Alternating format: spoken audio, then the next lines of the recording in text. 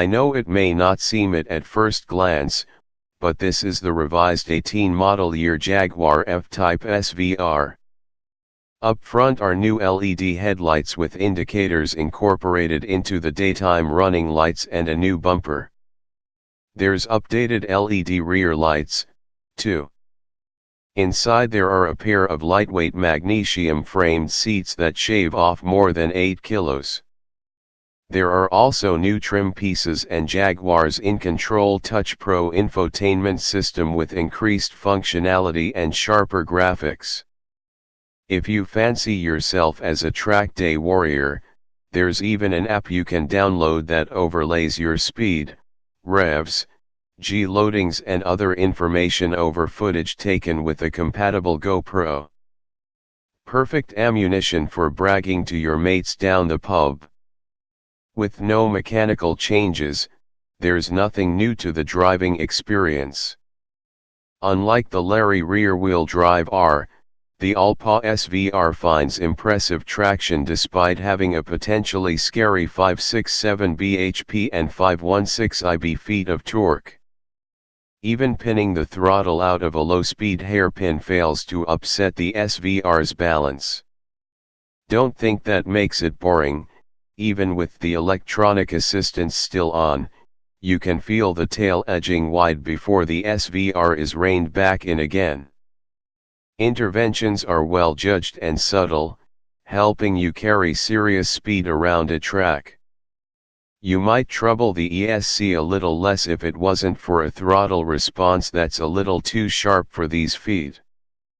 But despite giant carbon ceramic brake rotors, 8,570 pounds extra, with forged 20In wheels, which are able to slow the SVR with ease, the track isn't the best place for it.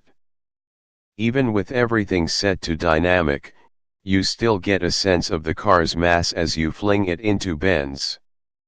That hefty curb weight would mean an enthusiastically driven track day would be rather expensive, too.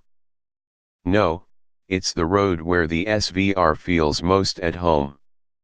Here you can appreciate the feedback filtering up from the front wheels as you precisely place the nose of the car and enjoy the more supple suspension settings. While there may be a little too much roll for the track, sport mode for the suspension treads a fine line between body control and comfort. Yes, it's firm, but never enough make you wince. We also suspect the outrageously loud and theatrical exhaust might break more than a few track day noise limits. With no such trouble on the road, we'd recommend finding the nearest tunnel, switching the exhaust to loud and enjoying the NASCAR-esque noise until your ears bleed. Inside, the new seats are easy to get comfortable in, but could have a little more bolster support for smaller individuals. The improved interior trim is also welcome, but still some way behind the material richness of German rivals.